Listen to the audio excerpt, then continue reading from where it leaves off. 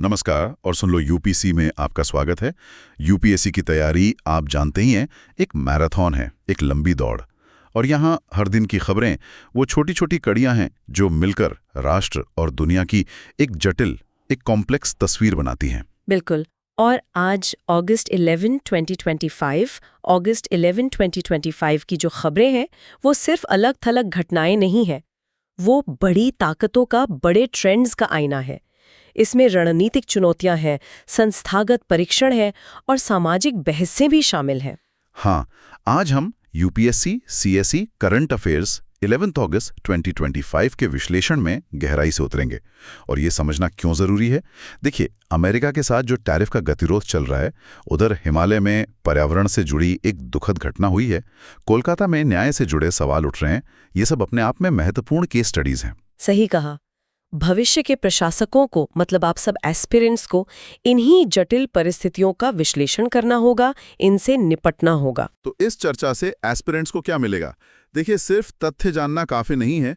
हमारा लक्ष्य है घटनाओं के बीच के संबंधों को समझना, उनके पीछे छुपे गहरे निहितार्थ, मतलब डीपर इम्प्लीकेशंस को जानना, और सबसे जरूरी, परीक्षा के दृष्टिकोण से उनका महत्व समझना। जानना नहीं, समझना और विश्लेषण करना, ये हमारा मकसद है।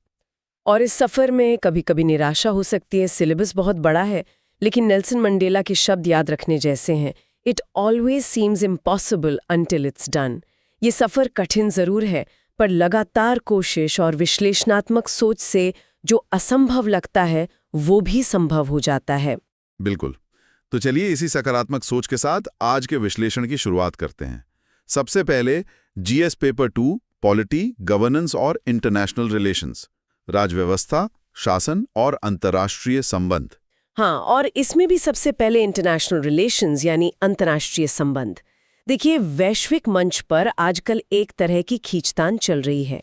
एक तरफ है नियमों पर आधारित व्यवस्था, रूल्स बेस्ड ऑर्डर की बात, और दूसरी तरफ है एक तरफा शक्ति प्रदर्शन, यूनिलैटरल असर्शंस, जहां बड़े देश अपनी मर्जी चलाना चाहते हैं। एग्जैक्टली। और भारत इस उथल-पुथल के बिल्कुल केंद्र में है। हमें अपनी स्ट्रैटेजिक ऑटोनॉमी यानी सामरिक स्वायत्तता और अपने राष्ट्रीय हितों, नेशनल इंटरेस्ट, दोनों को बचाते हुए एक बहुत ही नाजुक संतुलन साधना पड़ रहा है। और इसी संतुलन का सबसे बड़ा टेस्ट शायद अभी अमेरिका भारत टैरिफ गतिरोध, US India tariff stand of में दिख रहा है। बिल्कुल, ये इस वक्त की सबसे गर्म खबर है। हुआ ये है कि अमेरिकी राष्ट्रपति ट्रंप ने एक एग्जीक्यूटिव ऑर्डर जारी किया है। इसके तहत भारतीय आयातों पर जो मौजूदा 25% का रेसिप्रोकल टैरिफ था, उसके ऊपर एक अतिरिक्त 25% का पेनल्टी टैरिफ लगा दिया गया है। 25 पर 25 मतलब कुल 50% टैरिफ। ये तो बहुत ज्यादा है। हाँ, कुल मिलाकर 50%। और ये अभी पहला चरण है। दूसरा चरण अगस्त 27, 2025 को लागू होना है। तो ये डेट याद रखिएगा, अगस्त 27। अच्छा, पर अमेरिका ऐसा कर क्यों रहा है? उनका मुख्य तर्क क्या है? देखिए, अमेरिका का जो बताया गया मुख्य कारण है वो है भारत द्वारा रूसी कच्चे तेल की खरीद।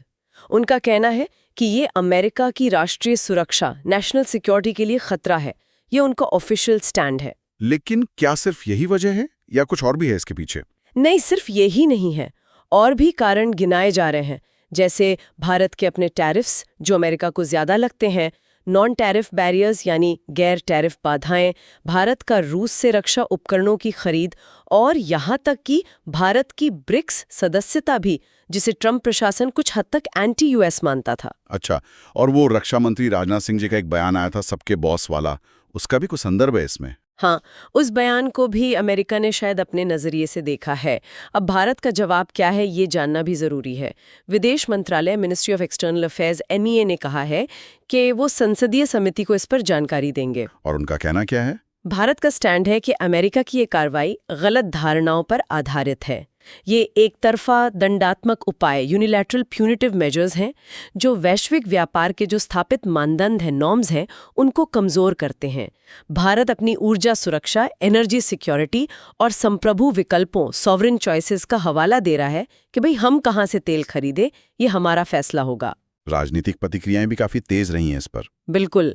रक्षा मंत्री राजनाथ सिंह जी ने कहा कि ये भारत के उदय से ईर्ष्या का नतीजा है। नितिन गडकरी जी ने इसे दादागिरी कहा और राहुल गांधी ने इसे आर्थिक ब्लैकमेल, इकोनॉमिक ब्लैकमेल करार दिया है। तो पॉलिटिकल रिटॉरिक भी काफी हाई है। अब अगर इसका विश्लेषण करें तो ये मामला सिर्फ ट्रेड का नहीं लगता, ये उससे कहीं ज्यादा गहरा है। आप बिल्कुल सही कह रही हैं। ये असल में आर्थिक अंतर्निर्भरता का शस्त्रीकरण है। वेपनाइजेशन ऑफ इकोनॉमिक इंटरडिपेंडेंस, मतलब व्यापारिक रिश्तों को हथियार की तरह इस्तेमाल किया जा रहा है। ये भारत की स्ट्रेटेजिक ऑटोनॉमी पर एक सीधा चैलेंज है, एक सीधी चुनौती। और भारत के सामने अब एक तरह का त्रिसंकट खड़ा हो गया है ना? हाँ बिल्कुल, 3 मुश्किल रास्ते हैं। पहला, अमेरिका की मांग मान लें, मतलब रूसी तेल या रूस के साथ संबंधों को कम कर दें। दूसरा, ये आर्थिक झटका झेलें जो हमारी जीडीपी पर असर डालेगा। अनुमान है कि 50 बेसिस पॉइंट्स तक गिरावट आ सकती है। 50 बेसिस पॉइंट्स मतलब 0.5%। ये तो काफी बड़ा असर है। हाँ, ये सिग्निफिकेंट है। और तीसरा रास्ता है अमेरिका का खुलकर विरोध करना, लेकिन इसके अपने व्यापक रणनीतिक परिणाम हो सकते हैं। और ये सब WTO के नियमों के दायरे से बाहर हो रहा है। यही तो चिंता की बात है। ये एक तरफा कार्रवाई WTO ढांचे के बाहर की जा रही है। इससे एक और चीज को बल मिल सकता है, वो है डी-डॉलराइजेशन के प्रयास और गैर पश्चिमी व्यापार गुटों का मजबूत होना। देश सोचेंगे कि डॉलर पर निर्भरता कम की जाए। तो अमेरिका के इस दबाव के बीच भारत क्या कर रहा है? क्या कोई जवाबी रणनीति है? हाँ, भारत अपनी क्लासिक काउंटर बैलेंसिंग रणनीति अपना रहा है। मतलब अमेरिका से दबाव है तो दूसरे रिश्तों को और मजबूत करो, जैसे कि रूस के साथ। बिल्कुल। अभी हाल ही में अगस्त 8 को भारत और रूस ने एक नया औद्योगिक सहयोग प्रोटोकॉल साइन किया है। इसमें aluminium, fertilisers, railways, mining technologies जैसे महत्वपूर्ण क्षेत्र शामिल हैं। और इसकी टाइमिंग बहुत महत्वपूर्ण है ना, ठीक तब जब अमेरिका का दबाव चरम पर है। एग्जैक्टली। ये स्ट्रेटेजिक ऑटोनॉमी का एक बहुत साफ संकेत है कि हम दबाव में नहीं आएंगे। और सिर्फ रूस ही नहीं, चीन के साथ भी रिश्तों में कुछ सुधार की संभावना दिख रही है। अच्छा, वो कैसे? देखिए, तियानजिन में SCO यानी शंघाई सहयोग संगठन, शंघाई कोऑपरेशन ऑर्गेनाइजेशन का शिखर सम्मेलन होने वाला है। और ऐसी खबरें हैं कि प्रधानमंत्री मोदी 7 साल बाद चीन की यात्रा कर सकते हैं। चीनी विशेषज्ञ इसे एक लैंडमार्क मोमेंट कह रहे हैं। पर चीन के साथ तो हमारे सीमा विवाद हैं। वो हैं और वो अपनी जगह पर रहेंगे, लेकिन अभी एक साझा चुनौती सामने आ गई है, अमेरिकी टैरिफ। तो हो सकता है कि इस साझा चुनौती की वजह से कुछ हितों का अभिसरण, कन्वर्जेंस ऑफ इंटरेस्ट्स हो रहा हो। भारत शायद SCO और ब्रिक्स जैसे मंचों का इस्तेमाल WTO आधारित वैश्विक व्यापार व्यवस्था की रक्षा के लिए करना चाहेगा। तो ये भारत की एक सूची समझी हेजिंग रणनीति कह सकते हैं। मतलब एक तरफ अमेरिका से बात करते रहो, दूसरी तरफ रूस और चीन से रिश्ते बेहतर करो। हाँ, ये भारत की कूटनीति का एक परिष्कृत तरीका है। इससे गैर पश्चिमी बहुपक्षीय मंच भी शायद और मजबूत हों। ये तो हुई भारत की बात, लेकिन दुनिया में और भी जगह हैं जहां संघर्ष चल रहा है। उनका भारत पर क्या असर पड़ सकता है? बिल्कुल, जैसे रशिया यूक्रेन वॉर। खबरें हैं कि अलास्का में एक समिट की योजना बन रही है जहां ट्रंप और पुतिन मिल सकते हैं। शायद ज़ेलेंस्की को भी शामिल किया जाए। इसमें रूस की क्या चाल हो सकती है? हो सकता है रूस अमेरिका और यूरोप के बीच दरार डालने की कोशिश करे। इसीलिए आप देखिए, France, Germany, Italy, Poland, UK और EU के नेताओं ने एक संयुक्त बयान जारी किया है। वो जोर दे रहे हैं कि बातचीत में यूक्रेनी और यूरोपीय भागीदारी हो, मौजूदा फ्रंटलाइन से बात शुरू हो और यूक्रेन को सुरक्षा गारंटी मिले। भारत के लिए इसके क्या मायने हैं? भारत के लिए ये महान शक्ति राजनीति, ग्रेट पावर पॉलिटिक्स का एक और खतरनाक उदाहरण है। हमें बहुत संभल कर चलना होगा। और दूसरा बड़ा संघर्ष क्षेत्र इजराइल गाजा है। हाँ, वहां से खबर है कि इजरायली सुरक्षा कैबिनेट ने गाजा शहर पर सैन्य नियंत्रण की योजना को मंजूरी दे दी है। इसकी अंतर्राष्ट्रीय स्तर पर निंदा हो रही है। जापान, UN सब ने मानवीय संकट, विस्थापन और पीड़ा बढ़ने की चेतावनी दी है। इसका असर तो क्षेत्रीय स्थिरता और शायद तेल की कीमतों पर भी पड़ेगा, जो भारत के लिए चिंता का विषय है। जाहिर है, इन सभी संघर्षों में एक कॉमन धागा क्या है? वो ये है कि शक्तिशाली राज्य या तो सैन्य बल या आर्थिक बल के जरिए एक तरफा कार्रवाई कर रहे हैं और दूसरी तरफ नियमों पर आधारित अंतर्राष्ट्रीय व्यवस्था, रूल्स बेस्ड इंटरनेशनल ऑर्डर को बनाए रखने की कोशिशें चल रही हैं। भारत इसी टानापोरण में बिल्कुल खींचतान के बीच अपना रास्ता तलाश रहा है। बिल्कुल। ये तो हुई अंतर्राष्ट्रीय संबंधों की बात। अब आते हैं भारत की अपनी राजव्यवस्था और शासन पर। यहाँ भी कुछ अहम मुद्दे सामने आए हैं। हाँ, यहाँ संस्थागत मजबूती और अखंडता का परीक्षण हो रहा है। खास तौर पर चुनाव प्रक्रिया और संघीय शासन, फेडरल गवर्नेंस के सिद्धांत दांव पर लगे दिख रहे हैं। पहला मामला तो चुनावी अखंडता से जुड़ा है। इंडिया ब्लॉक के सांसद ECI यानी भारत निर्वाचन आयोग के मुख्यालय तक मार्च कर रहे हैं। हाँ, और इसका नेतृत्व राहुल गांधी कर रहे हैं। उनका आरोप है कि बिहार में चुनावी सूचियों का जो स्पेशल इंटेंसिव रिवीजन हुआ है उसमें गड़बड़ी हुई है। वो व्यापक चुनावी कदाचार और यहाँ तक कि वोट चोरी का आरोप लगा रहे हैं। और इसी बीच कर्नाटक के मुख्य निर्वाचन अधिकारी ने राहुल गांधी को नोटिस भी भेजा है। हाँ, उनके कुछ बयानों को लेकर। दूसरी तरफ सरकार की प्रतिक्रिया भी बहुत तीखी है। बीजेपी ने राहुल गांधी की तुलना जोसेफ गॉबल्स तक से कर डाली है और इन आरोपों को अनुचित और झूठा बताया है। वो सबूत मांग रहे हैं, जैसे बेंगलुरु में 1 लाख वोट चोरी के आरोप का सबूत। ये स्थिति तो बहुत चिंताजनक है। ये संस्थागत विश्वास के गंभीर क्षरण का संकेत है। ECI जैसी संस्था की विश्वसनीयता तो लोकतंत्र के लिए सर्वोपरि है। बिल्कुल। और जब विपक्ष का नेता खुद ECI मुख्यालय तक मार्च करे तो ये विश्वास की कमी का एक बहुत शक्तिशाली प्रतीक बन जाता है। इसके दूरगामी प्रभाव हो सकते हैं, जैसे मतदान में कमी आना, चुनावी नतीजों की वैधता पर सवाल उठना, एक संदेह और संघर्ष का राजनीतिक माहौल बनना जो अंततः हमारे लोकतांत्रिक ताने-बाने को कमजोर करता है। सही कहा। अब दूसरे मुद्दे पर आते हैं। केंद्र शासित प्रदेशों UTs में शासन, खासकर जम्मू कश्मीर के संदर्भ में। हाँ, ये एक और पेचीदा मामला है।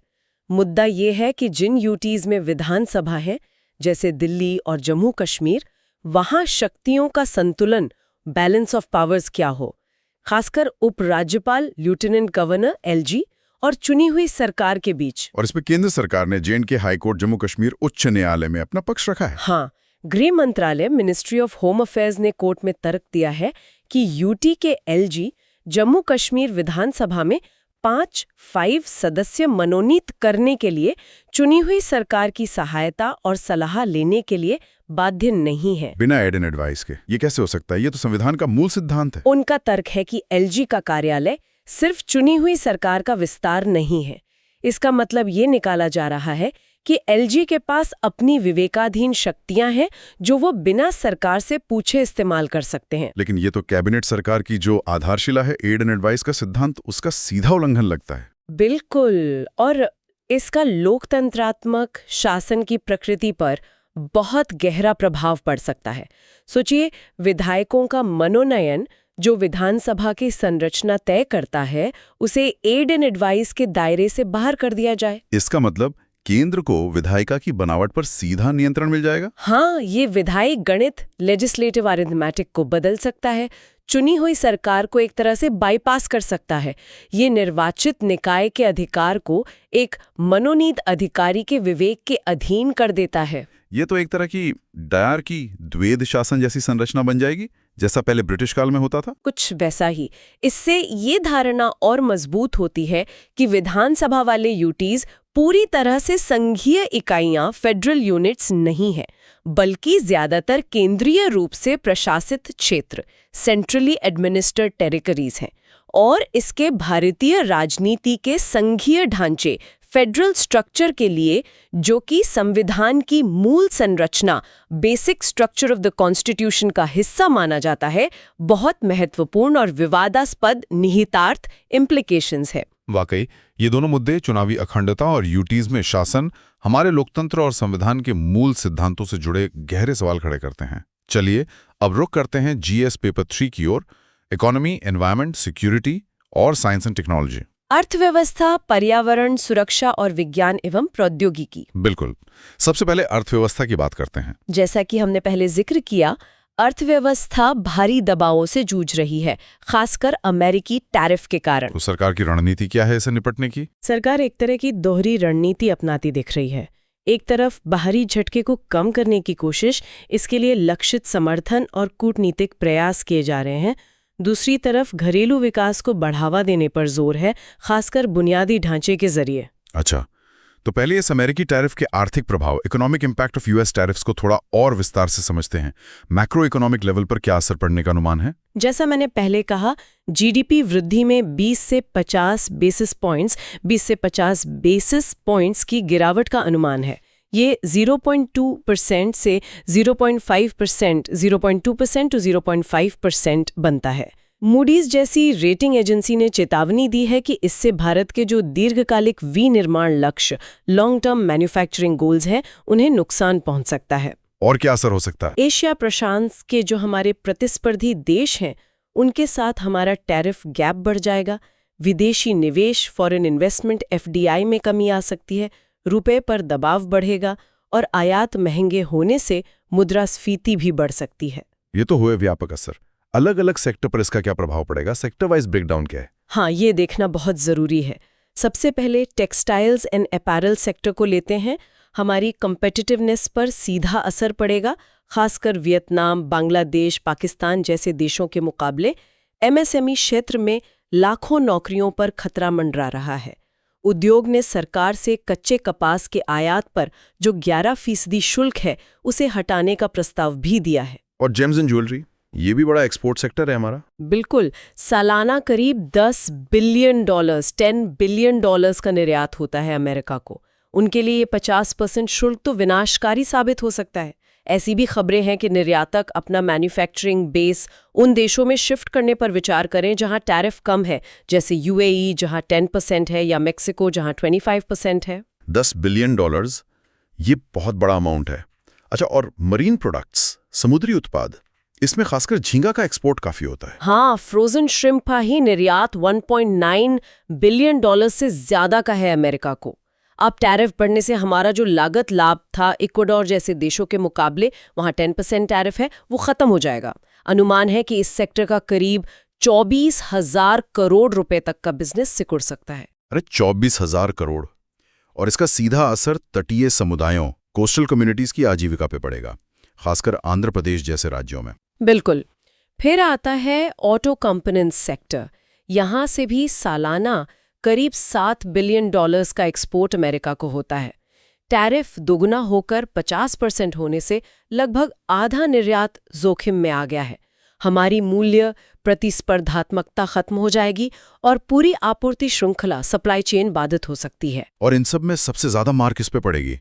शायद MSMEs पर। निश्चित रूप से MSMEs, micro, small and medium enterprises, सूक्ष्म, लघु और मध्यम उद्यम सबसे ज्यादा संवेदनशील होते हैं। उनके पास इतने संसाधन नहीं होते कि वो बढ़ी हुई लागत वहन कर सकें या एकदम से नए बाजार ढूंढ लें।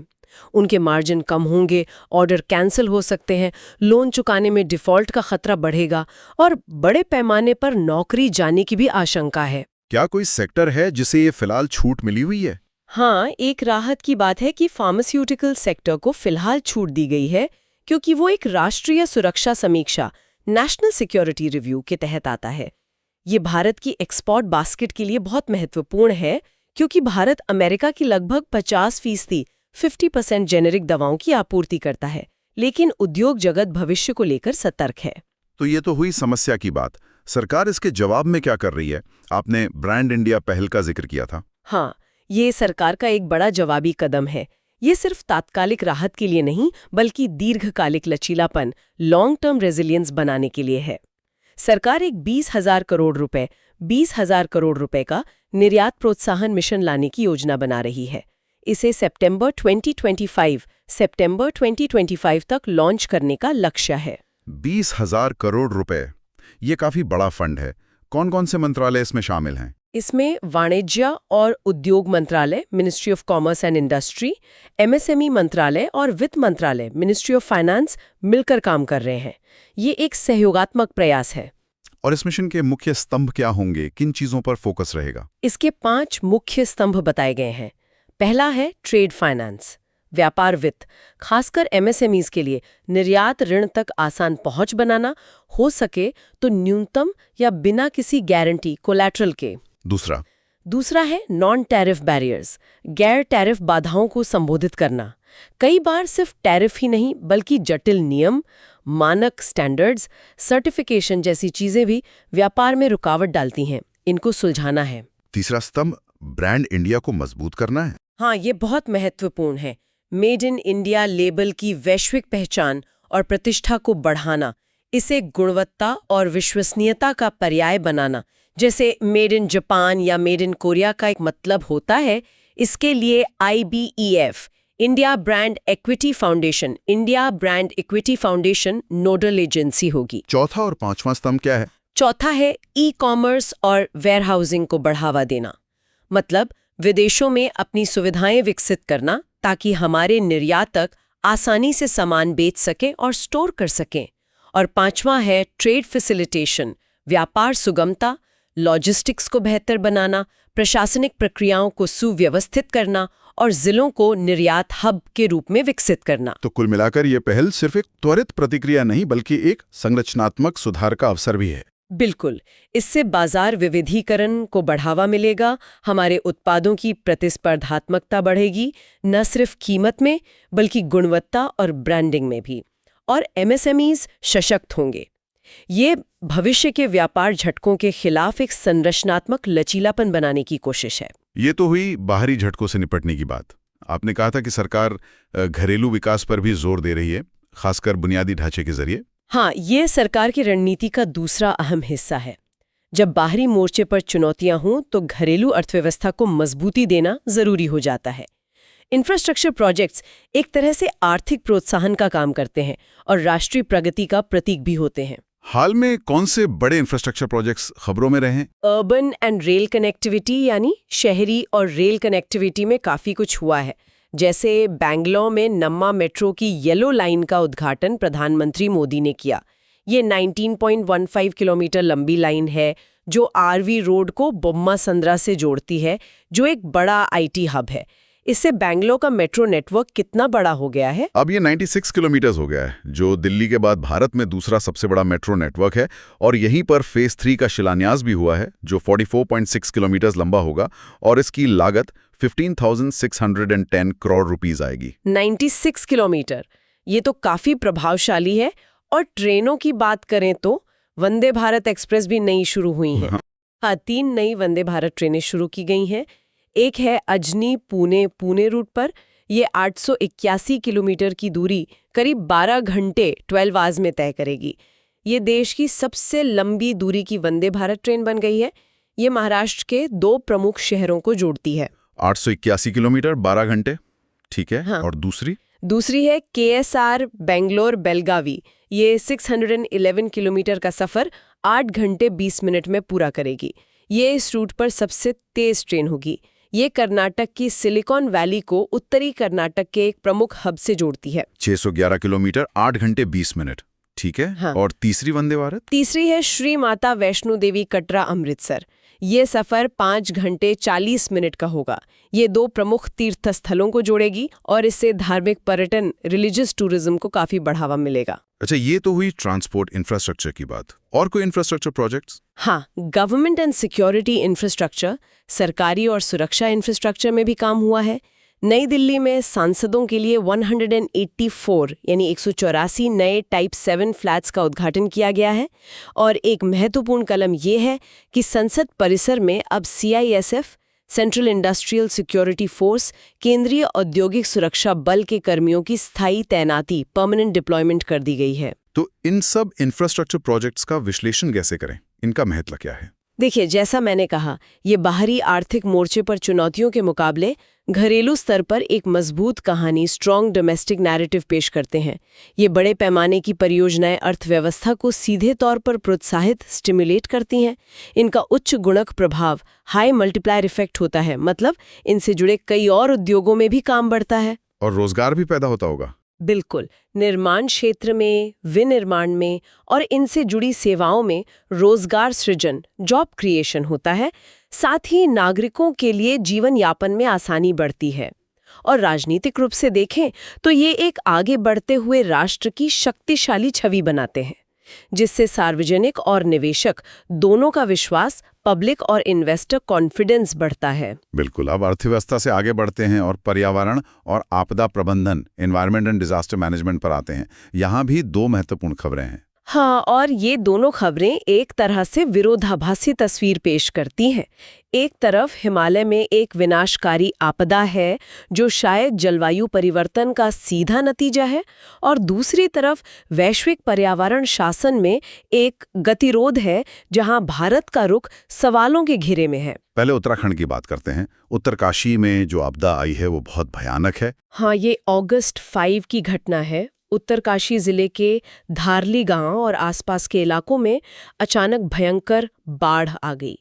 हीरगंगा घाटी में घर, होटल, सड़कें, पुल सब कुछ तबाह हो गया। शुरुआत में इसे बादल फटना, क्लाउड बर्स्ट बताया जा रहा था। हाँ, शुरुआती रिपोर्टों में यही कहा गया, लेकिन मौसम विशेषज्ञ और वैज्ञानिक इस पर संदेह जता रहे हैं। IMD के डेटा को देखें तो जिस दिन आपदा आई उस दिन वहां बहुत कम बारिश हुई थी। हरसेल में सिर्फ 6.5 mm और बटवारी में 9 mm। इतनी कम बारिश से इतनी बड़ी बाढ़ कैसे आ सकती है? यही सवाल विशेषज्ञ उठा रहे हैं। उनका मानना है कि इतनी कम बारिश से इतनी विनाशकारी बाढ़ आना असंभव है। उनका निष्कर्ष है कि ये संभावित रूप से GLOF या फिर उससे जुड़ी कोई ग्लेशियर ढहने, ग्लेशियर कोलैप्स की घटना हो सकती है। क्या इसकी कोई सबूत है? हाँ, सैटेलाइट इमेजरी से पुष्टि हुई है कि जहां बाढ़ आई उसके ठीक ऊपर एक ग्लेशियर और 2 हिमनद झीलें, ग्लेशियर लेक्स मौजूद हैं। ICIMOD, international centre for integrated mountain development का कहना है कि वहां एक सुप्रा ग्लेशियल झील थी, मतलब ग्लेशियर के ऊपर बनी झील जो हाल के महीनों में काफी बढ़ गई थी, और शायद उसी के अचानक फट जाने या खाली हो जाने से ये बाढ़ आई। GLOF यानी ग्लेशियर लेक आउटबर्स्ट फ्लड। तो ये कोई अकेली घटना नहीं है, बल्कि एक प्रणालीगत खतरा है।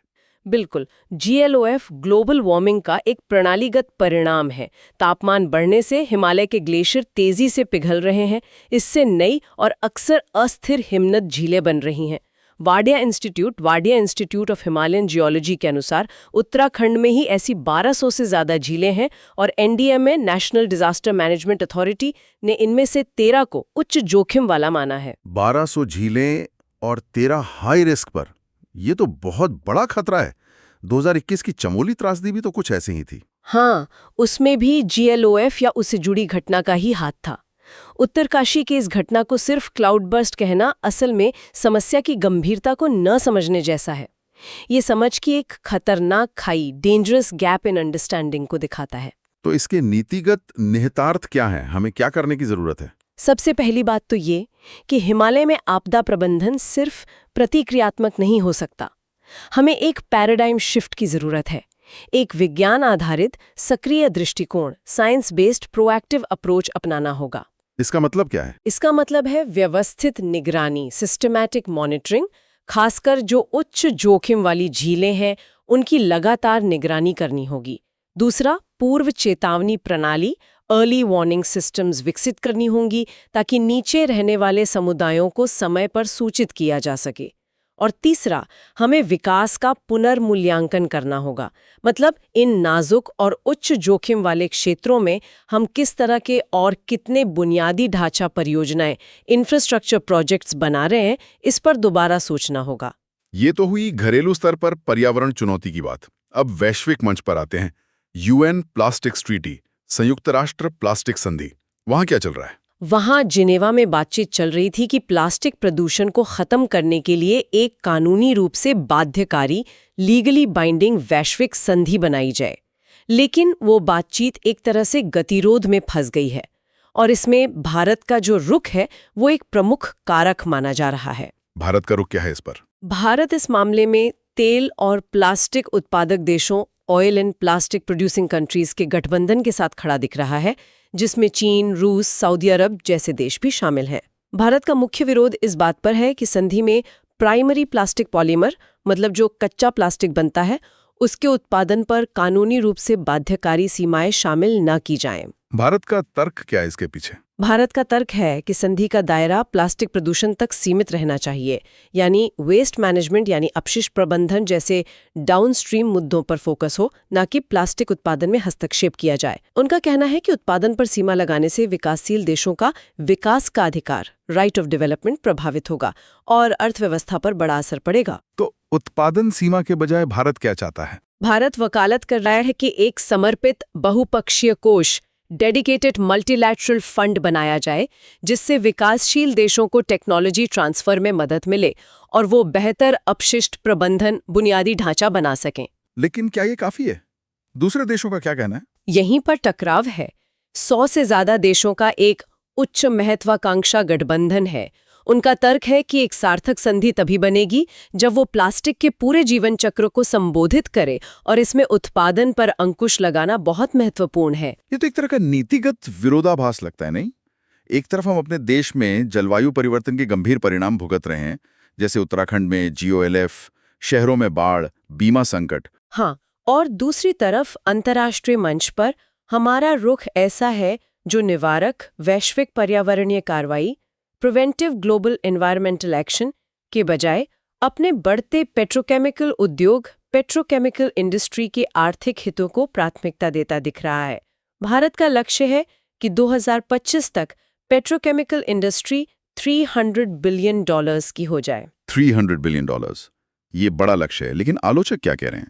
आलोचकों का तर्क है कि प्लास्टिक उत्पादन को प्लास्टिक प्रदूषण से अलग करने की कोशिश वैज्ञानिक रूप से सही नहीं है। जो इतनी भारी मात्रा में प्लास्टिक बन रहा है, अभी सालाना 460 million metric tonne, 460 million metric tonnes, और अनुमान है कि 2060 तक ये तिगुना हो जाएगा। वही तो हमारे अपशिष्ट प्रबंधन प्रणालियों पर बोझ डालता है और प्रदूषण का मूल कारण बनता है। तो उनका कहना है कि उत्पादन पर रोक लगाए बिना सिर्फ वेस्ट मैनेजमेंट की बात करना, समस्या की जड़ पर चोट नहीं करना है। बिल्कुल।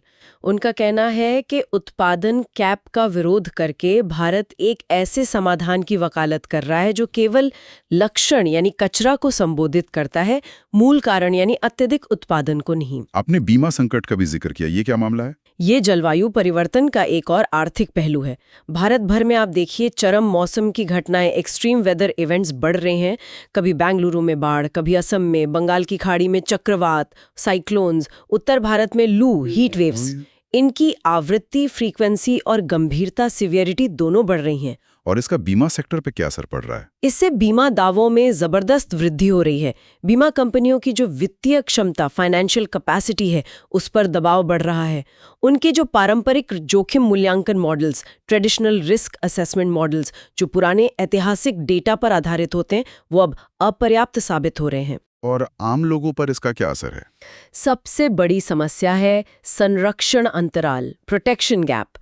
नेशनल इंश्योरेंस अकेडमी NIA, राष्ट्रीय बीमा अकादमी की एक रिपोर्ट बताती है कि 1980 से 2019 के बीच भारत में मौसम संबंधी नुकसान की घटनाओं के लिए 94% का संरक्षण अंतराल था। 94%?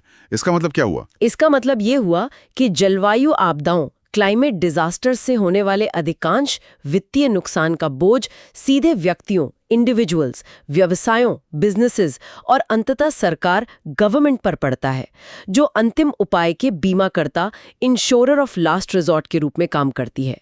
बीमा कवर बहुत कम लोगों के पास है। तो बीमा कंपनियां क्या कर रही हैं इसके जवाब में?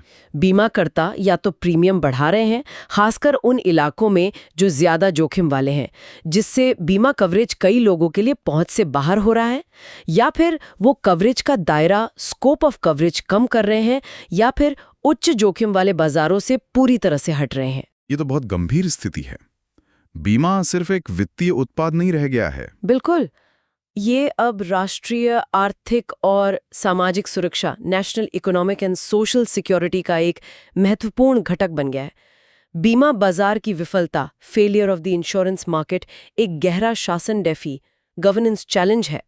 सोचिए, अगर आबादी का बड़ा हिस्सा बीमा रहित है तो वो आपदाओं के प्रति कम लचीला होगा, और आपदा के बाद रिकवरी भी धीमी और मुश्किल होगी। हाँ, और इससे गरीबी और असमानता, पॉवर्टी एंड इनइक्वालिटी बढ़ेगी। राज्य को बड़े राहत पैकेजों के साथ हस्तक्षेप करने के लिए मजबूर होना पड़ेगा, जिससे सार्वजनिक वित्त, पब्लिक फाइनेंसेस पर भारी दबाव पड़ेगा। तो इसका समाधान क्या है? हमें जलवायु जोखिम के प्रबंधन मैनेजिंग क्लाइमेट रिस्क के लिए एक नए तरह के सामाजिक अनुबंध सोशल कॉन्ट्रैक्ट की जरूरत है। इसमें एक बहुआयामी दृष्टिकोण मल्टी प्रोंग्ड अप्रोच अपनाना होगा। पहला, जोखिम हस्तांतरण रिस्क ट्रांसफर। इसके लिए पैरामीट्रिक इंश्योरेंस जैसे नए और इनोवेटिव बीमा उत्पाद लाने होंगे। दूसरा, जोखिम न्यूनीकरण, मतलब हमें जलवायु लचीला बुनियादी ढांचा क्लाइमेट रेजिलिएंट इंफ्रास्ट्रक्चर में भारी निवेश करना होगा ताकि नुकसान कम हो। और तीसरा, जोखिम अवशोषण। इसके लिए अच्छी तरह से वित्त पोषित राष्ट्रीय और राज्य स्तरीय आपदा राहत कोष, well funded national state level disaster relief funds बनाने होंगे। IRDAI, भारतीय बीमा विनियामक और विकास प्राधिकरण, insurance regulatory and development authority of India, इस दिशा में कुछ कर रहा है? हाँ, IRDAI बीमा कर्ताओं को बेहतर जलवायु जोखिम मॉडलिंग, क्लाइमेट रिस्क मॉडलिंग और ESG एनवायरमेंटल, सोशल और गवर्नेंस अनुपालन की ओर धकेल रहा है। लेकिन जरूरत एक बड़े समन्वित प्रयास, लार्ज कोऑर्डिनेटेड एफर्ट की है। पर्यावरण और अर्थव्यवस्था के बाद अब आंतरिक सुरक्षा और विज्ञान एवं प्रौद्योगिकी पर आते हैं। हाँ, सुरक्षा के मोर्चे पर जम्मू कश्मीर के किश्तवाड़ के जंगलों में मुठभेड़ जारी है, जहां 2 संदिग्ध आतंकवादी घिरे हुए हैं। ये दिखाता है कि क्षेत्र में आतंकवाद का खतरा लगातार बना हुआ है। और दिल्ली में संसद परिसर में CISF की तैनाती का क्या महत्व है? ये महत्वपूर्ण बुनियादी ढांचे की सुरक्षा को मजबूत करने की दिशा में कदम है। ये दिखाता है कि खतरे की धारणा, थ्रेट परसेप्शन बदली है और संसद जैसे हमारे लोकतांत्रिक कोर की सुरक्षा के लिए एक विशेष बल, स्पेशलाइज्ड फोर्स की जरूरत महसूस की जा रही है। सेना प्रमुख ने भी कुछ अपील की है। साइंटिस्ट्स एंड टेक्नोलॉजिस्ट से राष्ट्र की रक्षा में सक्रिय रूप से भाग लेने का आग्रह किया है। उनका कहना है कि राष्ट्रीय सुरक्षा सिर्फ सेना का काम नहीं है, बल्कि ये एक सामूहिक जिम्मेदारी है। वो रक्षा, पारिस्थितिकी तंत्र, डिफेंस इकोसिस्टम में नागरिक विशेषज्ञता, सिविलियन एक्सपर्टीज और औद्योगिक क्षमता, इंडस्ट्रियल कैपेसिटी को एकीकृत करने पर जोर दे रहे हैं। इसे होल ऑफ नेशन अप्रोच कहा जा सकता है। ये एक महत्वपूर्ण संदेश है। अब साइंस एंड टेक्नोलॉजी में क्या चल रहा है? इंडिया AI मिशन खबरों में। हाँ, इंडिया AI मिशन के CEO अभिषेक सिंह ने एक प्रमुख रणनीतिक लक्ष्य बताया है। वो है विभिन्न भारतीय भाषाओं में voice first LLMs, large language models, वृहद भाषा मॉडल विकसित करना। वॉइस फर्स्ट LLMs, इसका क्या मतलब है? इसका मतलब है ऐसे AI मॉडल बनाना जो मुख्य रूप से आवाज के जरिए काम करें, न कि सिर्फ टेक्स्ट के जरिए। इसे वैश्विक तकनीकी दिग्गजों के मुकाबले भारत की एक विभेदक बढ़त माना जा रहा है। ये कैसे? देखिए, स्थानीय भाषाओं और आवाज आधारित AI पर ध्यान केंद्रित करके भारत ऐसी तकनीक बनाने का लक्ष्य रख रहा है जो इसकी विविध आबादी, डाइवर्स पॉपुलेशन के लिए ज्यादा सुलभ, एक्सेसिबल और प्रासंगिक, रेलेवेंट हो। ये टेक्स्ट आधारित इंटरफेस की सीमाओं को पार कर सकता है और AI संचालित सेवाओं तक पहुंच का लोकतंत्रीकरण कर सकता है। मतलब ज्यादा से ज्यादा लोग AI का फायदा उठा पाएंगे। ये तो बहुत अच्छी पहल लगती है। और शिक्षा के क्षेत्र में टेक्नोलॉजी का कोई इस्तेमाल? हाँ, एड्यूटेक में CBSE केंद्रीय माध्यमिक शिक्षा बोर्ड अपना खुद का सामुदायिक radio station, community radio station स्थापित करने की योजना बना रहा है। रेडियो स्टेशन, ये तो पारंपरिक माध्यम है। हाँ, लेकिन ये आज भी बहुत प्रभावी माध्यम है, खासकर उन इलाकों में जहाँ डिजिटल कनेक्टिविटी सीमित है। इसके जरिए CBSE पाठ्यक्रम आधारित सामग्री, परीक्षा की जानकारी और अन्य मूल्यवान संसाधन सीधे छात्रों और समुदायों तक पहुंचा सकेगा। ये शैक्षिक पहुंच बढ़ाने का एक अच्छा तरीका हो सकता है। बिल्कुल, टेक्नोलॉजी का ऐसा इस्तेमाल सराहनीय है। चलिए अब हम अपने विश्लेषण के अंतिम भाग में आते हैं, GS पेपर 1 और 4, यानी सोसाइटी, कल्चर एंड एथिक्स। हाँ, और यहाँ कुछ बहुत ही संवेदनशील और महत्वपूर्ण सामाजिक और नैतिक मुद्दे सामने आए हैं। सबसे पहले बात करते हैं कोलकाता के RG कर मेडिकल कॉलेज मामले की। हाँ, उस भयावह घटना को 1 साल हो गया है। एक 31 वर्षीय पोस्ट ग्रेजुएट ट्रेनी डॉक्टर के साथ क्रूर बलात्कार और फिर हत्या। ये मामला सिर्फ एक भयानक अपराध तक ही सीमित नहीं रहा है। ये एक तरह से कथित संस्थागत विफलता और न्याय वितरण प्रणाली में विश्वास के गहरे संकट के खिलाफ एक नागरिक संघर्ष का शक्तिशाली प्रतीक बन गया है। और 1 साल पूरा होने पर फिर से विरोध प्रदर्शन हुए। हाँ, अगस्त 9 को न्याय और जवाबदेही की मांग के लिए विभिन्न समूहों ने, जिनमें पीड़िता के माता-पिता भी शामिल थे, न बनना अभियान निकाला, यानी राज्य सचिवालय तक मार्च। लेकिन वहां पुलिस के साथ तनावपूर्ण गतिरोध की स्थिति बन गई। और खबरें हैं कि पीड़िता के माता-पिता के साथ दुर्व्यवहार भी हुआ। हाँ, पीड़िता के माता-पिता ने आरोप लगाया है कि मार्च के दौरान पुलिसकर्मियों ने उनके साथ हाथापाई की, हमला किया, उन्हें लाठी से मारा गया, चोटें आईं और मां की पारंपरिक शंख की चूड़ियां भी टूट गईं। दोनों को अस्पताल में भर्ती कराना पड़ा। हालांकि पुलिस ने इन आरोपों से इनकार किया है और जांच का वादा किया है। एक शोक संतप्त माता-पिता और राज्य की कानून प्रवर्तन मशीनरी के बीच ऐसा टकराव, ये तो त्रासदी में एक और दर्दनाक परत जोड़ता है। बिल्कुल, और इस मामले में जांच को लेकर भी गहरा अविश्वास है। मामला पहले कोलकाता पुलिस के पास था, फिर सीबीआई यानी सेंट्रल ब्यूरो ऑफ इन्वेस्टिगेशन को सौंपा गया, लेकिन पीड़िता के माता-पिता सीबीआई की जांच से भी संतुष्ट नहीं है। उन्होंने सार्वजनिक रूप से भी असंतुष्टि जताई है। हाँ, उन्होंने सार्वजनिक रूप से कहा है कि वो जांच से खुश नहीं है। वो सीबीआई निदेशक से मिलने दिल्ली भी गए थे। उन्होंने एजेंसी को रीढ़हीन तक कह दिया। एक नागरिक स्वयंसेवक संजय रॉय को इस मामले में दोषी ठहराया गया है और उसे आजीवन कारावास की सजा हुई है। लेकिन माता-पिता मानते हैं कि वो अकेला नहीं था। हाँ, उनका और कई समर्थकों का मानना है कि संजय रॉय अकेला अपराधी नहीं था और कुछ प्रभावशाली लोगों को बचाने के लिए एक बड़ी साजिश को दबाया जा रहा है। उनका ये शक जांच में कथित महत्वपूर्ण कमियों अलेज्ड क्रिटिकल शॉर्टकमिंग से और गहरा होता है। जैसे कि वो डीएनए रिपोर्ट वाला विवाद। हाँ, वो एक बड़ा मुद्दा है। माता-पिता के वकीलों का कहना है कि डीएनए परीक्षण रिपोर्ट अपराध स्थल पर एक तीसरे व्यक्ति की उपस्थिति, presence of a third person का संकेत देती है। लेकिन सीबीआई ने कथित तौर पर इसे खारिज कर दिया है, ये कहते हुए कि नमूना दूषित था। माता-पिता को ये दावा अविश्वसनीय लगता है। परिवार की पीड़ा समझी जा सकती है। आशा और निराशा को दिखाता है। अब अगर इसे जीएस पेपर 4 यानी एथिक्स के नजरिए से देखें, तो इसमें कौन से नैतिक आयाम, एथिकल डायमेंशंस उभर कर आते हैं? कई सारे। पहला और सबसे महत्वपूर्ण है महिलाओं की सुरक्षा, सेफ्टी ऑफ वुमेन, खासकर पेशेवर कार्यस्थलों में, प्रोफेशनल वर्क प्लेसेस में, और संस्थानों की जिम्मेदारी कि वो एक सुरक्षित वातावरण प्रदान करें। दूसरा है संस्थानों की जवाबदेही, अकाउंटेबिलिटी ऑफ इंस्टीट्यूशंस।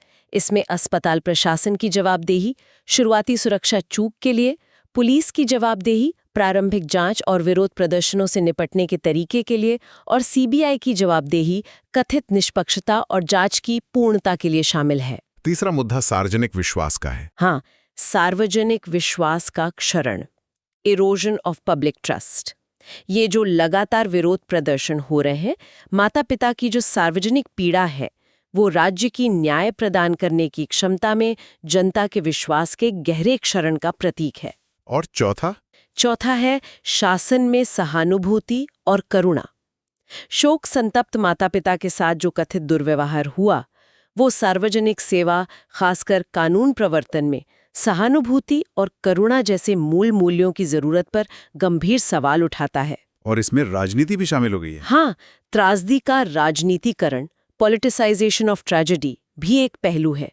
विरोध प्रदर्शनों में बीजेपी जैसे राजनीतिक दलों की सक्रिय भागीदारी जटिलता की एक और परत जोड़ती है। कुल मिलाकर ये आरजी कर गाथा, न्याय, शासन और अपने नागरिकों के प्रति राज्य के देखभाल के मौलिक कर्तव्य, states fundamental duty of care, पर सार्वजनिक बहस के लिए एक कसौटी बन गई है। वाकई ये एक बहुत ही महत्वपूर्ण और दुखद मामला है। अब एक और नैतिक मुद्दे पर आते हैं जो सार्वजनिक सेवाओं से जुड़ा है।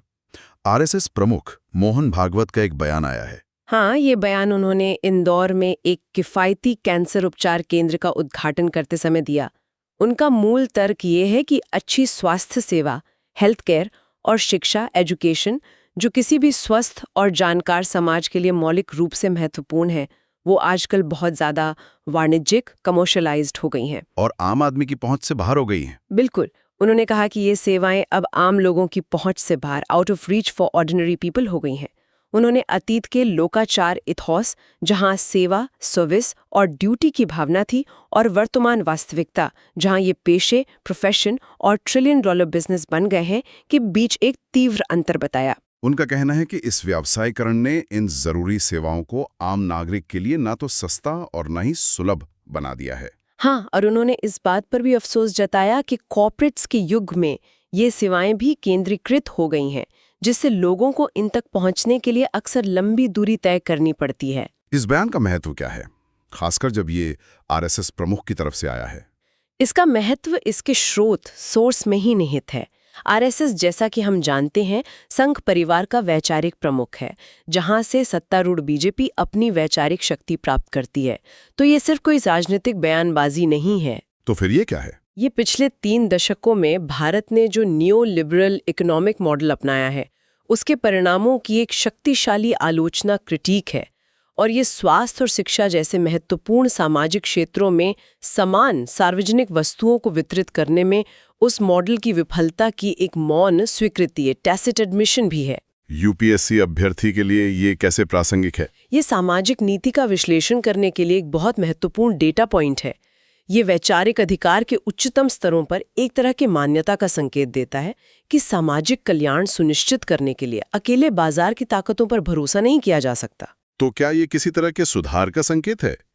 सार्वजनिक सेवाओं की नैतिक अर्थव्यवस्था, मॉरल इकोनॉमी पर एक व्यापक राष्ट्रीय बहस के लिए जगह खोलता है। मतलब ये सवाल कि क्या स्वास्थ्य और शिक्षा को बाजार में खरीदी और बेची जाने वाली वस्तुओं, कमोडिटीज के रूप में देखा जाना चाहिए, या फिर मौलिक अधिकारों, फंडामेंटल राइट्स और सार्वजनिक वस्तुओं के रूप में जिन्हें सुनिश्चित करना राज्य की जिम्मेदारी है? बिल्कुल, ये मेंस के उत्तरों के लिए एक बहुत मजबूत आधार प्रदान करता है। ये तो वे सामाजिक और नैतिक मुद्दे। अब कुछ कला और संस्कृति, आर्ट एंड कल्चर से जुड़ी खबरें भी देख लेते हैं। हाँ, आज कजरी तीज का त्योहार भी है। तृतीया तिथि आज अगस्त 11 से शुरू हो रही है। ये मुख्य रूप से उत्तर भारतीय राज्यों राजस्थान, यूपी, बिहार में मनाया जाता है। इसमें क्या होता है? विवाहित महिलाएं अपने पति की लंबी उम्र और कल्याण के लिए व्रत रखती हैं और देवी पार्वती की पूजा करती हैं। इसमें नीम के पेड़ की पूजा और विशेष पारंपरिक खाद्य पदार्थ बनाने जैसे कई अनुष्ठान शामिल होते हैं। ये त्योहार आस्था, प्रकृति और सामुदायिक जीवन के बीच गहरे संबंध को दर्शाता है। और विदेश में भी भारत की संस्कृति की झलक दिखी लंदन में रथ यात्रा। हाँ, लंदन के ईलिंग इलाके में बड़े उत्साह के साथ हिंदू रथ यात्रा मनाई गई। हजारों लोग, जिनमें यूरोप भर के हिंदू तीर्थयात्री भी शामिल थे, भगवान जगन्नाथ, भगवान बलभद्र और देवी सुभद्रा की रथ यात्रा देखने के लिए सड़कों पर जमा हुए। ये आयोजन किसने किया था? ये आयोजन श्री कनगा थुरुक्कई अमन मंदिर, श्री कनगा थुरुक्कई अमन टेम्पल द्वारा किया गया था।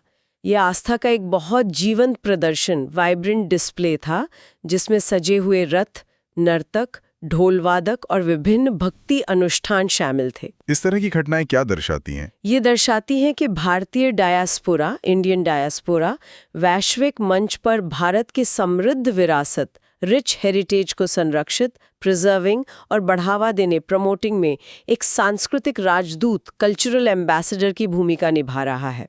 ये जीएस पेपर 1 के लिए एक अच्छा उदाहरण है। बिल्कुल। तो ये थे आज के मुख्य विश्लेषण बिंदु। अब आते हैं हमारे एग्जाम कॉर्नर सेक्शन पर। हाँ, यहाँ हम आपके प्रीलिम्स और मेंस की तैयारी में मदद करने के लिए कुछ अभ्यास सामग्री लाते हैं।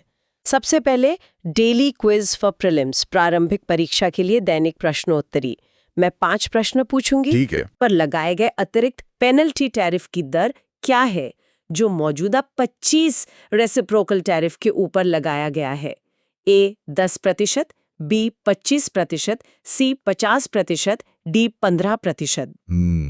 ठीक है। दूसरा प्रश्न, भारत और रूस के बीच हाल ही में हस्ताक्षरित औद्योगिक सहयोग प्रोटोकॉल, इंडस्ट्रियल कोऑपरेशन प्रोटोकॉल में निम्नलिखित में से कौन सा क्षेत्र शामिल नहीं है? ए एल्युमिनियम, बी फर्टिलाइजर्स, सी इंफॉर्मेशन टेक्नोलॉजी, सूचना प्रौद्योगिकी, डी रेलवेज। तीसरा प्रश्न, उत्तराखंड के उत्तरकाशी में हाल ही में आई विनाशकारी बाढ़ का संभावित मुख्य कारण विशेषज्ञों द्वारा क्या माना जा रहा है? ए बादल फटना, क्लाउडबर्स्ट, बी हिमनद झील का फटना GLOF, सी भूकंप अर्थक्वेक, डी भूस्खलन लैंडस्लाइड। ओके। चौथा प्रश्न, UN प्लास्टिक्स ट्रीटी संयुक्त राष्ट्र प्लास्टिक संधि पर बातचीत में भारत का मुख्य रुख क्या है? ए प्राथमिक प्लास्टिक पॉलीमर उत्पादन पर बाध्यकारी सीमा का समर्थन, बी केवल अपशिष्ट प्रबंधन पर ध्यान केंद्रित करना और उत्पादन सीमा का विरोध, सी प्लास्टिक के पूरे जीवन चक्र पर व्यापक संधि का समर्थन, डी संधि वार्ता से हटना। Got it. और पांचवा प्रश्न, RSS प्रमुख मोहन भागवत ने हाल ही में किन दो आवश्यक सेवाओं के अत्यधिक व्यवसायीकरण, कमर्शलाइजेशन और आम आदमी की पहुंच से बाहर होने पर चिंता व्यक्त की? ए परिवहन और आवास, transport and housing, B banking और बीमा, बैंकिंग एंड इंश्योरेंस, सी स्वास्थ्य सेवा और शिक्षा, health care and education, D ऊर्जा और पानी, एनर्जी एंड वाटर। ठीक है, पांचों प्रश्न हो गए, अब इनके उत्तर भी बता दीजिए। बिल्कुल। पहले का उत्तर है बी 25%, जिससे कुल 50% हो गया। दूसरे का उत्तर है सी इंफॉर्मेशन टेक्नोलॉजी, सूचना प्रौद्योगिकी। तीसरे का उत्तर है बी हिमनद झील का फटना, GLOF। चौथे का उत्तर है बी केवल अपशिष्ट प्रबंधन पर ध्यान केंद्रित करना और उत्पादन सीमा का विरोध। और पांचवे का उत्तर है सी स्वास्थ्य सेवा और शिक्षा, हेल्थ केयर एंड एजुकेशन। बहुत बढ़िया, उम्मीद है श्रोताओं ने अपने उत्तर जांच लिए होंगे। अब अगला सेक्शन है flash cards for rapid revision, त्वरित पुनरीक्षण के लिए फ्लैश कार्ड। हाँ, इसमें हम आज चर्चा किए गए 10 मुख्य विषयों को संक्षेप में दोहराएंगे। US पेनल्टी टैरिफ, मुख्य बिंदु, भारत पर कुल 50% 50% टैरिफ। मुख्य कारण रूस से तेल खरीद, भारत का विरोध इसे एक तरफा और दंडात्मक बताया। GLOF glacial lake outburst flood, मुख्य बिंदु, हिमनद झील का फटना, उत्तरकाशी आपदा का संभावित कारण, जलवायु परिवर्तन से सीधा संबंध, हिमालय के लिए बढ़ता खतरा। इंडियाज प्लास्टिक्स ट्रीटी स्टैंड्स, मुख्य बिंदु, प्राथमिक प्लास्टिक उत्पादन पर कानूनी सीमा का विरोध, अपशिष्ट प्रबंधन और फंड पर जोर, उच्च महत्वाकांक्षा गठबंधन के विपरीत रुख। ब्रांड इंडिया इनिशिएटिव, मुख्य बिंदु, 20,000 करोड़ का निर्यात प्रोत्साहन मिशन। 5 स्तंभ, trade finance, non tariff barriers, brand building, e-commerce, trade facilitation, MSMEs पर फोकस। उत्तरकाशी डिजास्टर इम्प्लीकेशंस, मुख्य बिंदु, GLOF की पुष्टि, क्लाउडबर्स्ट थ्योरी पर संदेह, नीतिगत बदलाव की जरूरत, व्यवस्थित निगरानी, पूर्व चेतावनी प्रणाली, विकास का पुनर्मूल्यांकन। गवर्नेंस इन J&K UTs, मुख्य बिंदु, LG द्वारा सदस्यों के मनोनयन में एड एंड एडवाइस की बाध्यता से इनकार, विवेकाधीन शक्तियों का दावा, संघीय ढांचे और लोकतांत्रिक शासन पर सवाल। इलेक्टोरल इंटेग्रिटी कंसर्न्स, मुख्य बिंदु, इंडिया ब्लॉक का ECI मार्च, चुनावी सूची में गड़बड़ी और वोट चोरी के आरोप, संस्थागत विश्वास में कमी का संकेत, लोकतंत्र के लिए चिंता। आरजीकर केस एथिकल डायमेंशंस, मुख्य बिंदु, 1 साल बाद भी न्याय की मांग, CBI जांच पर अविश्वास, मुद्दे महिला सुरक्षा, संस्थागत जवाबदेही, सार्वजनिक विश्वास, शासन में सहानुभूति। GS पेपर 4 के लिए महत्वपूर्ण। इंडियाज इंश्योरेंस क्राइसिस, मुख्य बिंदु, जलवायु परिवर्तन से बढ़ते चरम मौसम के दावे, 94%, संरक्षण अंतराल, प्रीमियम वृद्धि, कवरेज में कमी, शासन चुनौती, समाधान की जरूरत, transfer, reduction, absorption. India AI mission goal, मुख्य बिंदु, भारतीय भाषाओं में वॉइस फर्स्ट LLMs विकसित करना, वैश्विक टेक दिग्गजों के मुकाबले बढ़त, AI तक पहुंच का लोकतंत्रीकरण। बेहतरीन, ये फ्लैश कार्ड्स रिवीजन के लिए काफी उपयोगी रहेंगे। अब आते हैं मेंस प्रैक्टिस क्वेश्चंस पर। हाँ, आज की चर्चा के आधार पर 3 प्रश्न हैं। पहला प्रश्न, GS पेपर 2, अमेरिकी टैरिफ और चीन के साथ संभावित तनाव कम होने के संदर्भ में भारत अपनी सामरिक स्वायत्तता, स्ट्रेटेजिक ऑटोनॉमी बनाए रखने के लिए किस प्रकार के काउंटर बैलेंसिंग रणनीतियों का उपयोग कर रहा है, इसके भू राजनीतिक निहितार्थों का विश्लेषण करें। दूसरा प्रश्न, GS पेपर 3, भारत में जलवायु परिवर्तन के आर्थिक परिणाम केवल कृषि तक ही सीमित नहीं है, बल्कि बीमा क्षेत्र में भी एक प्रणालीगत संकट पैदा कर रहे हैं। कथन का मूल्यांकन करें और संभावित नीतिगत प्रतिक्रियाओं पर चर्चा करें। तीसरा प्रश्न जीएस पेपर 4 आरजी कर मामले और सार्वजनिक सेवाओं के व्यावसायीकरण पर हालिया टिप्पणियों के आलोक में शासन में संस्थागत जवाबदेही, सार्वजनिक विश्वास और नैतिक मूल्यों के महत्व का परीक्षण करें। ये तीनों ही प्रश्न आज की चर्चा से सीधे जुड़े हैं और काफी विचारोत्तेजक हैं। हम सभी एस्पिरेंट्स को प्रोत्साहित करेंगे कि वो इन प्रश्नों के उत्तर लिखने का प्रयास जरूर करें। बिल्कुल। तो चलिए अब आज की इस लंबी और विस्तृत चर्चा को समेटते हैं।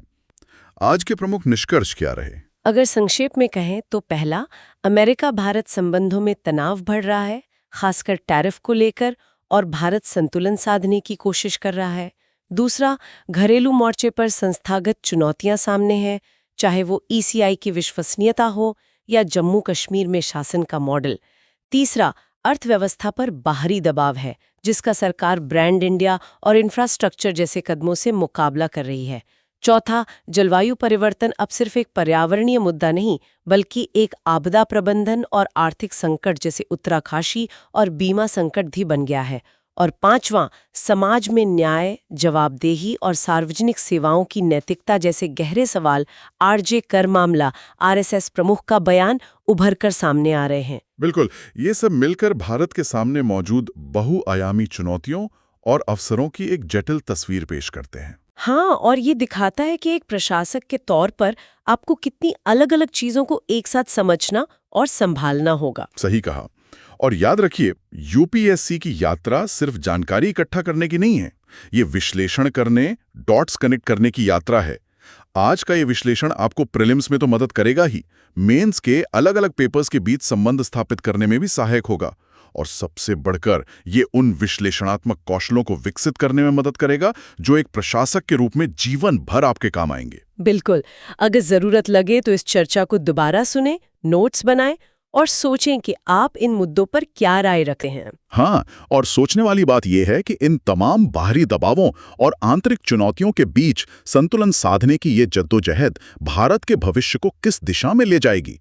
इस विश्लेषण पर आपकी क्या राय है, नीचे कमेंट्स में जरूर बताएं। और अगर आपको ये चर्चा उपयोगी लगी हो तो इसे लाइक करें, अपने दोस्तों के साथ शेयर करें। और हाँ, हमारे YouTube चैनल सुन लो यूपीएससी को सब्सक्राइब करना ना भूलें, ताकि आप कोई भी महत्वपूर्ण विश्लेषण मिस ना करें। एक्सक्लूसिव कंटेंट और अन्य फायदों के लिए आप हमारी मेंबरशिप भी ज्वाइन कर सकते हैं। और हाँ, अगर आपको हमारी मेहनत और इस विश्लेषण से सच में मदद मिली हो तो आप सुपर थैंक्स के जरिए हमें सपोर्ट कर सकते हैं। आपका छोटा सा योगदान भी हमें इस चैनल को लंबे समय तक आप सभी के लिए सस्टेनेबल बनाए रखने में मदद करेगा। आप सभी का सुनने के लिए बहुत बहुत धन्यवाद। मिलते हैं अगले विश्लेषण के साथ। जय हिंद।